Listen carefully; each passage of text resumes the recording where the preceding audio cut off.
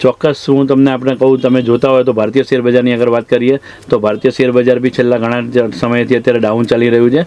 અને જ્યારે સમગ્ર વિશ્વની જ્યારે વાત કરવામાં આવે તો હું માનું છું કે ટ્રમ્પ સરકાર દ્વારા જે અલગ અલગ નિવેદનબાજી જે થઈ રહી છે, અલગ અલગ ટેરિફ માટેના એ નિવેદનો કરી રહ્યા છે, આઈધર એ કોઈને કોઈ કન્ટ્રીની ઉપર એને પચાઈ પાડવાની વાત કરે છે. જે પ્રકારે ટ્રમ્પનું જે અત્યારે નિવેદનો આવી રહ્યા છે, તો ટ્રમ્પનું જે વર્ક અત્યારે ચાલી રહ્યું છે, આ વર્કની અસર પણ ખૂબ મોટા પ્રમાણમાં જુઓ તો જોવા મળી રહી છે. ખાસ કરીને ફેડરલ બેન્કો જે છે, જેમ આપણે ભારતીય રિઝર્વ બેન્ક જેમ છે, તેમ વિશ્વની અંદર ફેડરલ બેન્કો આવેલી છે. આ ફેડરલ બેન્કો જે છે તે અત્યારે સોના અને ચાંદીની અંદર ખૂબ મોટા પ્રમાણમાં ઇન્વેસ્ટમેન્ટ કરી રહી છે. એટલે આ તમને સોના ચાંદીના ભાવની ઇફેક્ટ દેખાઈ રહી છે.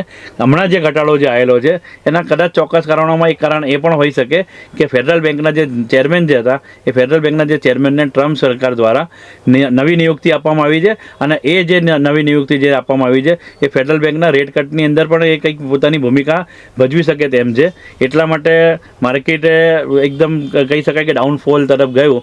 અને અત્યારે માર્કેટ જે છે એ એકદમ ડાઉનફોલ ગયા પછી આજે બપોર બાદ તુરંત પાછું થોડું કરીને ધીમે રહીને વધી રહ્યું છે. એટલે આ ઉતાર ચઢાવ જે રહેશે એ અત્યારે કદાચ એમ માની શકે કે ફેબ્રુઆરી માસના અંત સુધી આ ઉતાર ચઢાવ રહેશે.